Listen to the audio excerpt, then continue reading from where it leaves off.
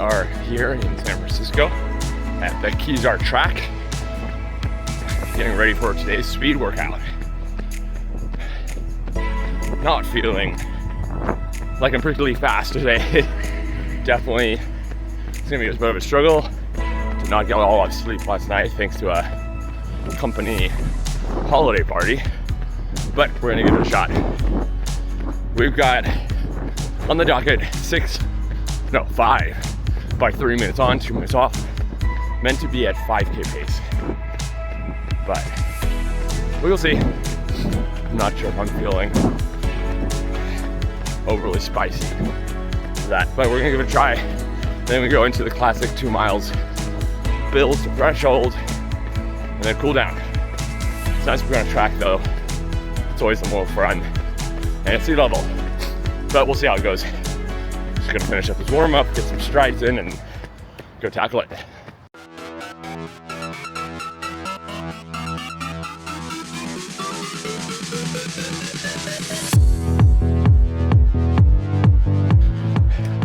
So I'm 3 down, until 5. It's playing better than I expected. Still hard. The track is quite slick from rain on eye, which is, I know, sounds like a first world problem, but it's a little annoying to get the traction and go fast, but that's okay. Let's get the last 2 done.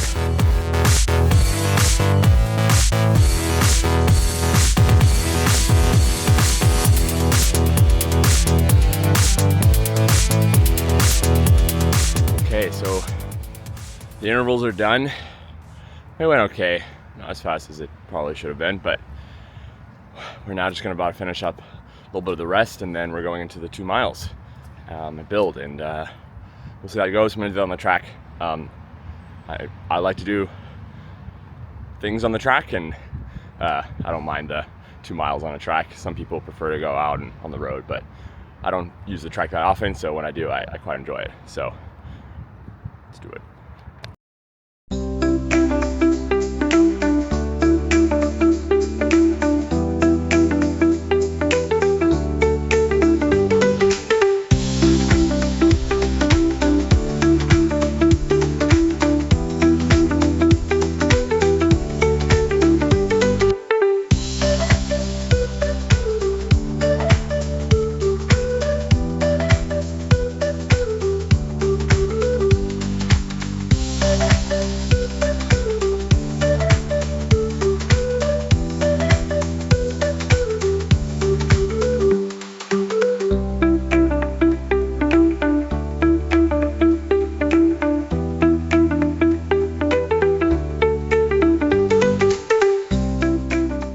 Okay, for today's 20-mile run, I figured I would show a little bit of the nutrition.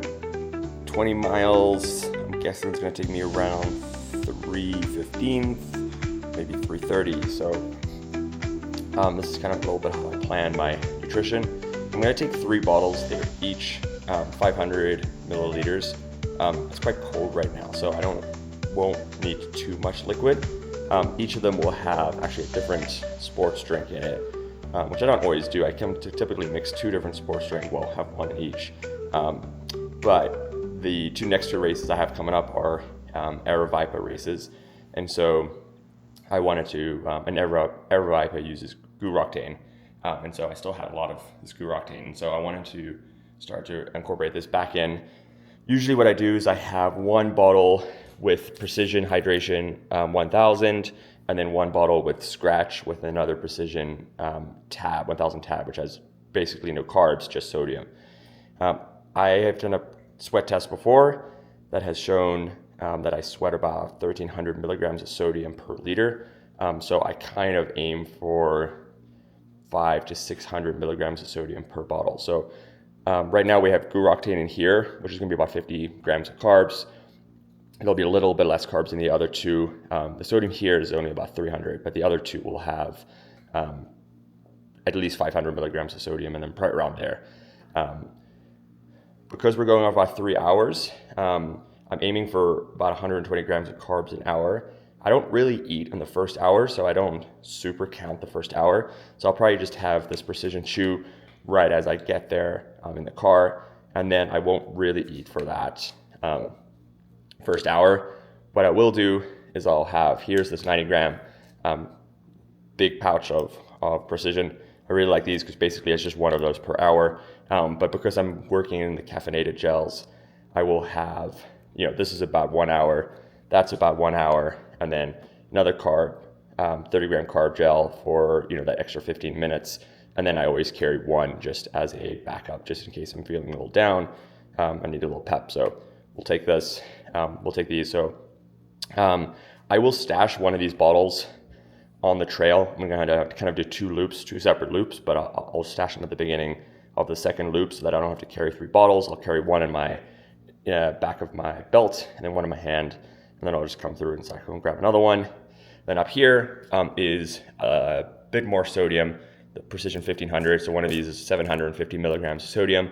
I'll put this in water, and then I'll just drink this on the way to the trailhead as I drive. Probably won't actually finish it, but then also will mean I have sodium to drink afterwards when I'm finished. So that'll just give me a little more sodium as I start.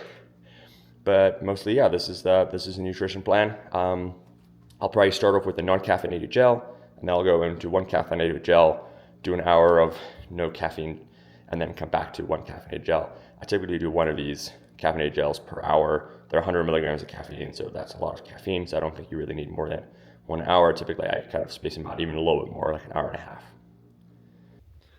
So we are 3 miles into the long run. Just took a quick break to stretch a little bit, and then kind of go over what we're doing today. Today we got 20 miles, so it's a little bit of a big one. The first 7 are kind of just uphill to the highest point on the route today.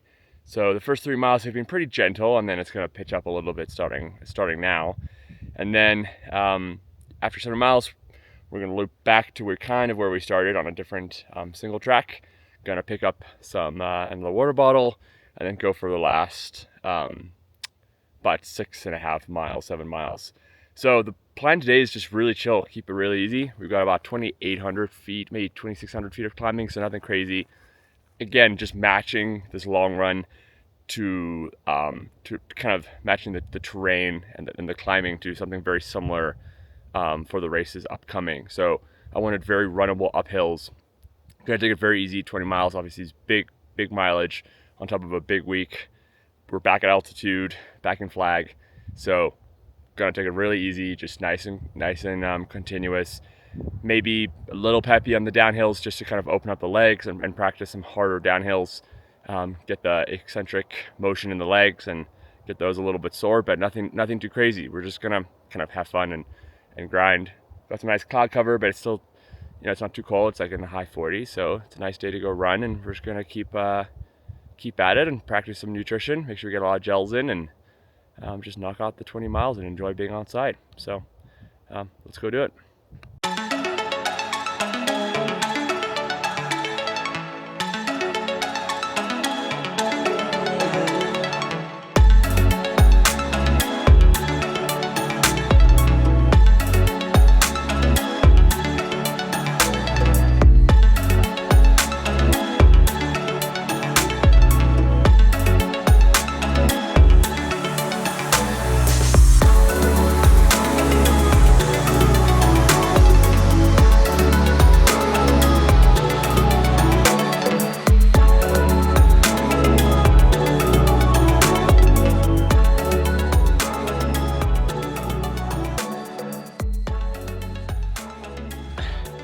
So finally done the major climb, ended up being just under 8 miles. So we're just under 8 miles in, about to start a long single track descent back close to start where I left a bottle so I can refuel and get some more food and water.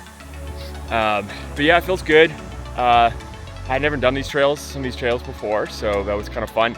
Some of it was a little rocky, but mostly it was really awesome. So it was a long climb. 8 miles of climbing is a lot, but ran the whole thing, legs feel good. It's a little chilly up here, so I need to get going and get warm again. But yeah, long run's going well. Let's go.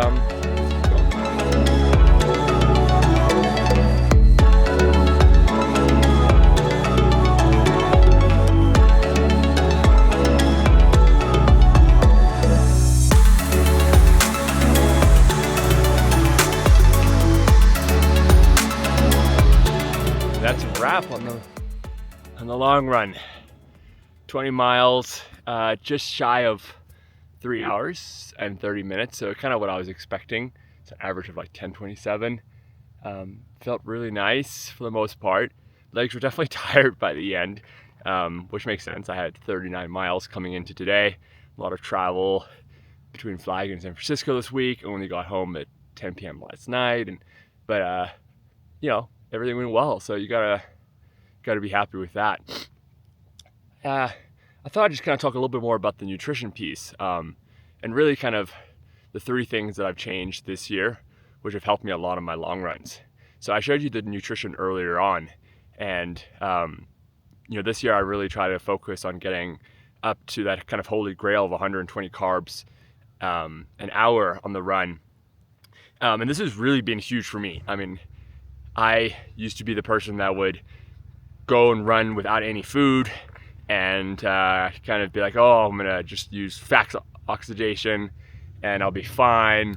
And doing it that way means like on the race, when you have food, you'll just be so much better. And that's so flawed for so many reasons. There's a lot of research. Go listen to the Some Work I'll Play podcast to hear why that's a terrible idea. But going to the high carbs has helped so much. It's a key factor in fatigue resistance. A lot of newer studies are showing the importance there. It helps me recover so much better. I felt a little beat up at the end of this 20 miler, but I know tomorrow I'll be fine. I had my 120 grams of carbs today. It'll help my legs recover. And also just mentally, having all of that fueling really, really helps you stay focused, especially with caffeine.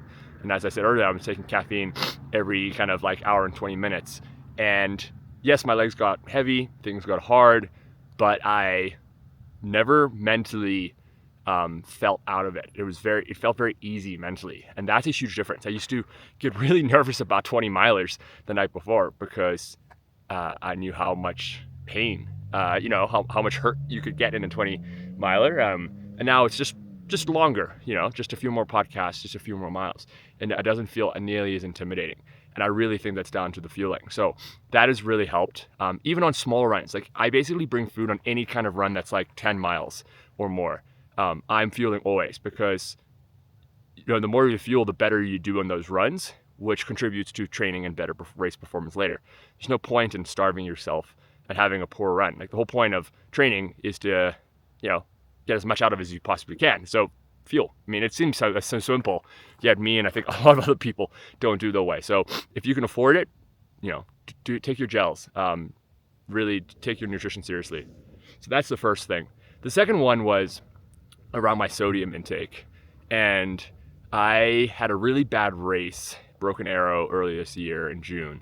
And I had then heard on the Some Work I'll Play podcast by David and Megan Roche, David mentioned that oftentimes men need a lot more sodium than they think, especially taller men, and that's something to really look into. And I'm tall, I'm 6'4", and I'd always have cramping problems in races. My brother, the same way. And so I decided to go get a sweat test done by Precision Hydration. They offer sweat tests in a whole bunch of major cities in the US. And it turns out I lose just over 1,300 milligrams of sodium per liter of sweat, which is a lot. And that's a lot more, like about 3 times more than I was consuming. And so starting to kind of increase my sodium intake to match what I needed has really helped me like a lot. And then the third piece is kind of connected to the second piece, which is measuring my sweat rate. It doesn't really help you if you know your sodium loss per liter of sweat if you don't know your sweat rate. Sweat rate's easy to track. You can use a spreadsheet just to weigh yourself before and after runs, especially runs where you don't pee, and just take away the weight of water that you add, and then you can start to see in different conditions how much water you lose. In hotter conditions, I lose almost 1.5 liters per hour of sweat. So not only am I losing a ton of sodium, I'm also losing a lot of liquid, and I need to take a lot more water in than I expected. So I increased my water, and I've kind of experimented with different conditions. So I kind of know based on the temperature and the humidity how much water I'm going to need, and that has helped me just become a lot more precise in my training, in my racing, and it's helped me focus on just the kind of the fundamentals of running, which is just kind of getting faster and getting more efficient and not having to worry as much about cramping or dehydration or feeling terrible afterwards, etc. So That's just the three things that I've kind of focused on, especially the last 6 months of the year, and it's had a huge impact on my long run performance, and then as a result of my race performance.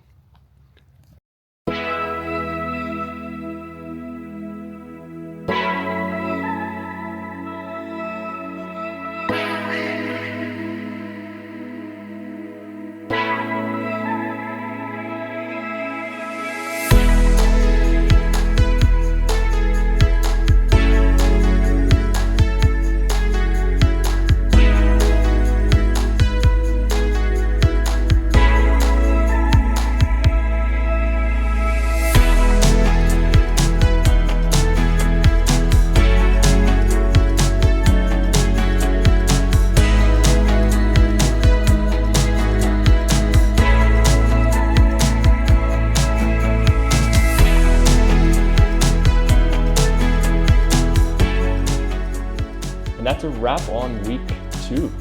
Great week, 73 miles. We got a great long run in, good speed session, some great easy miles in San Francisco with friends, running at sea level. All of it was awesome. Looking ahead to next week, we've got my biggest week since a while. It's going to be an 80-mile week. It's the last kind of big build week into before I start tapering for my first race of the year on January 4th. I'll talk more about that race in some upcoming episodes and how that plays into my strategy going into Black Canyon.